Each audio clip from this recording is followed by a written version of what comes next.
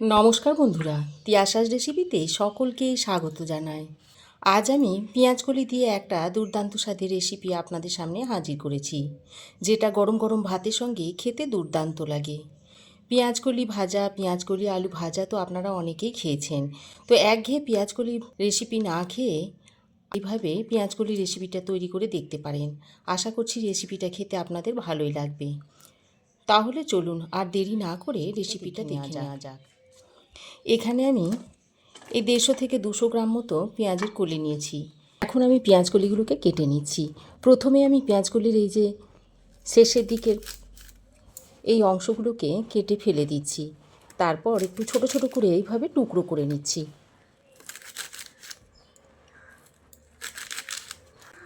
পেঁয়াজকলি ভাজা, আলু পেঁয়াজকলি ভাজা আপনারা তো অনেকবারই খেয়েছেন। এইভাবে যদি পেঁয়াজকলি রেসিপিটা তৈরি করে না খান তো একবার এইভাবে চেষ্টা করে দেখতে পারেন।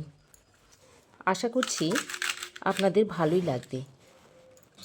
তো দেখুন, পেঁয়াজকলিগুলোকে আমি এইরকম একটু ছোট ছোট করে টুকরো করে নিয়েছি। এবার কাটার পর পেঁয়াজকলিগুলোকে আমি একটা পাত্রের মধ্যে তুলে নিচ্ছি।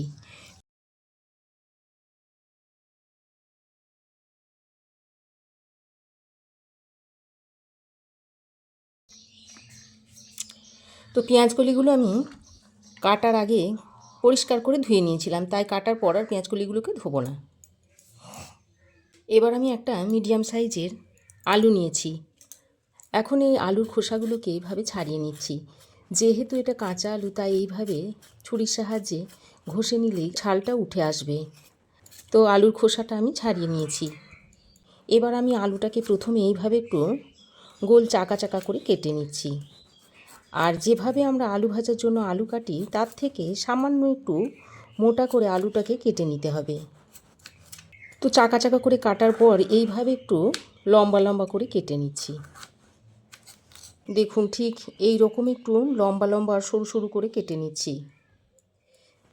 এইভাবে আলুটা কাটলে কি হবে, আলুটা খুব তাড়াতাড়ি সেদ্ধ হয়ে যাবে আর রান্নাটাও তাড়াতাড়ি হয়ে যাবে। আর পেঁয়াজকলি যেহেতু খুবই নরম, তাই আলুটাকেও পেঁয়াজকলির মতো করেই কেটে নিতে হবে, যাতে আলুটা তাড়াতাড়ি সেদ্ধ হয়ে যায়। তো দেখুন, আলু আমার কাটা হয়ে গেছে। তো দেখুন, আলুটা কেটে নিয়ে একটা বাটির মধ্যে তুলে নিচ্ছি। তারপর এই আলুটাকেও আরও একবার ভালো করে ধুয়ে নেব। এবার আমি একটা বাটা মশলা তৈরি করে নেব। তার জন্য এখানে আমি একটা মিডিয়াম সাইজের পেঁয়াজ কেটে নিয়েছি। তো এই পেঁয়াজ থেকে অর্ধেক অংশ নিয়ে আর বাকি পেঁয়াজটা আমি রান্নাতে ব্যবহার করব। আর এর সঙ্গে 2টো কাঁচা লঙ্কা দিয়ে দিচ্ছি, তবে আপনারা যে যেমন ঝাল খান সেই অনুযায়ী লঙ্কাটা দিয়ে নেবেন। আর 1 মুঠো মতো ধনে পাতা দিয়ে দিচ্ছি। আর 1 চামচ মতো নিয়েছি কালো আর হলুদ সর্ষে একসঙ্গে করে। এবার এই সব কিছুকে একসঙ্গে জল দিয়ে ভালো করে বেটে নিচ্ছি। চাইলে আপনারা এটা মিক্সিতেও বেটে নিতে পারেন, তবে আমি আজকে শিলেতে বেটে নিচ্ছি। তো দেখুন, মশলাটাকে ভালো করে বেটে নিয়েছি। এবার এটাকে একটা বাটির মধ্যে তুলে নিচ্ছি। তো রেসিপিটা তৈরি করার জন্য এখানে আমি একটা কড়াইয়ের মধ্যে দিয়ে দিচ্ছি অল্প সামান্য পরিমাণে একটু সর্ষের তেল। তেল ভালোভাবে গরম হয়ে এলে কেটে রাখা আলুটা এই তেলের মধ্যে দিয়ে দিচ্ছি। তারপর আলুটাকে ভালো করে নেড়ে চেড়ে তেলের সঙ্গে মিশিয়ে নিচ্ছি। এবার একটু এইভাবে ঢাকা দিয়ে দিয়ে আলুটাকে ভেজে নেব। এর ফলে আলুটা খুব তাড়াতাড়ি নরম হয়ে আসবে আর তাড়াতাড়ি ভাজাও হয়ে যাবে। আর আলুটা একদম ভালোভাবে সেদ্ধ হয়ে আসা পর্যন্ত আলুটাকে ভেজে নিতে হবে। তো দেখুন বন্ধুরা, ঢাকা দিয়ে আলুটাকে আমি বেশ লালচে করে একটু ভেজে নিয়েছি। আর আলু দেখুন নরমও হয়ে গেছে। এবার এই পর্যায়ে যে মশলাটা বেটে রেখেছিলাম সেটা এর মধ্যে দিয়ে দিচ্ছি। সঙ্গেই মশলার বাটি ধুয়ে জলও একটু দিয়ে দিচ্ছি। তারপর মশলাটা দিয়ে আলুর সঙ্গে আরও কিছুক্ষণ নেড়ে চেড়ে মিশিয়ে নিতে হবে। দেখুন বন্ধুরা, বাটা মশলাটা দিয়ে আলুর সঙ্গে আরও কিছুক্ষণ নেড়ে চেড়ে মিশিয়ে নিয়েছি আর একটু বেশ শুকনো শুকনো করে নিয়েছি।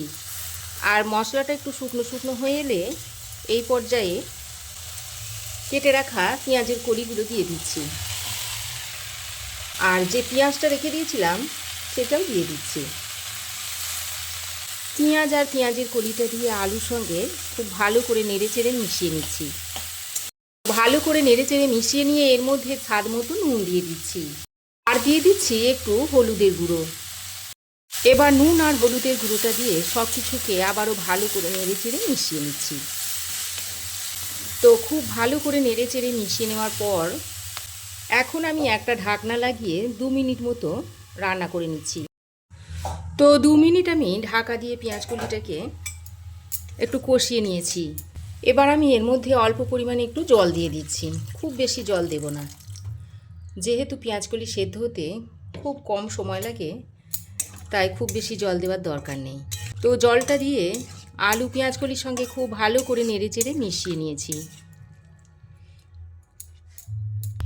এবার ঢাকা দিয়ে 3-4 মিনিট মতো রান্না করে নিচ্ছি। তো ঢাকা দিয়ে আমি 3-4 মিনিট মতো রান্না করে নিয়েছি। আর দেখুন পেঁয়াজগুলি খুব ভালোভাবে সেদ্ধ হয়ে গেছে, সেদ্ধ হয়েছে অথচ গলে যায়নি, আর রঙটাও দেখুন একেবারে সবুজ রয়েছে। এখন আমি এটাকে একটা পাত্রে নামিয়ে নেব। তবে রান্নাটা কিন্তু এখনও শেষ হয়নি, শেষ পর্যন্ত দেখতে থাকুন। তো আলু পেঁয়াজকলিটাকে আমি একটা পাত্রে ঢেলে নিয়েছি। পেঁয়াজকলিটা ঢেলে নিয়ে আমি কড়াইটা আবারও গরম করে নিয়েছি। তারপর এর মধ্যে দিয়ে দিচ্ছি 1 চামচ মতো সর্ষের তেল। এখন তেলটাকে ভালোভাবে গরম করে নিয়ে মধ্যে দিয়ে দিচ্ছে 1/2 চামচ মতো কালো জিরে। এবার কালো জিরেটাকে ভালো করে তেলের সঙ্গে খানিকক্ষণ ভেজে নিচ্ছি। এবার কালো জিরেটা দিয়ে তেলের সঙ্গে কয়েক সেকেন্ড ভেজে নিয়েছি, আর ভেজে নেওয়ার পর কালো জিরে থেকে একটা সুন্দর গন্ধ ছাড়তে শুরু করেছে। ঠিক সেই পর্যায়ে পেঁয়াজকলিটা দিয়ে দিচ্ছি। তারপর পেঁয়াজকলিটা দিয়ে ফোড়নের সঙ্গে ভালো করে নেড়েচেড়ে মিশিয়ে নিচ্ছি। এইভাবে নেড়েচেড়ে মিশিয়ে 2 মিনিট মতো রান্না করে নিতে হবে। আর দেখুন পেঁয়াজকলির মধ্যে খুব বেশি জল নেই, জলটা বেশ খানিকটা টেনে গেছে, আর এই রকম একটু শুকনো শুকনো টাইপেরই তরকারিটা হবে।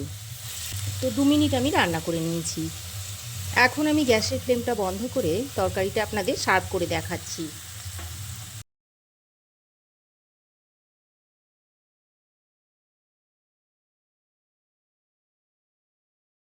পেঁয়াজকলি ভাজা, পেঁয়াজকলি আলু ভাজা তো আপনারা অনেকবারই খেয়েছেন। এইভাবে যদি তৈরি করে না খেয়ে থাকেন, অবশ্যই একবার তৈরি করে খেয়ে দেখুন, আশা করছি ভালো লাগবে। তো দেখুন তৈরি হয়ে গেল দুর্দান্ত স্বাদের পেঁয়াজকলি আলুর রেসিপি। তো আমার এই আজকের পেঁয়াজ আলু কলির দুর্দান্ত স্বাদের রেসিপি আপনাদের কেমন লাগলো অবশ্যই একটা কমেন্ট করে জানাবেন। ভালো লাগলে একটা লাইক ও শেয়ার করবেন। পাশে থাকা বেল আইকনটা অবশ্যই প্রেস করে দেবেন। আর আমার চ্যানেলে যদি নতুন হয়ে থাকেন তো প্লিজ চ্যানেলটাকে সাবস্ক্রাইব করার অনুরোধ রইল। আজ এ পর্যন্তই, আবার দেখা হবে নতুন কোনো রেসিপি নিয়ে নেক্সট এপিসোডে। সে পর্যন্ত ভালো থাকবেন, সুস্থ থাকবেন। ধন্যবাদ।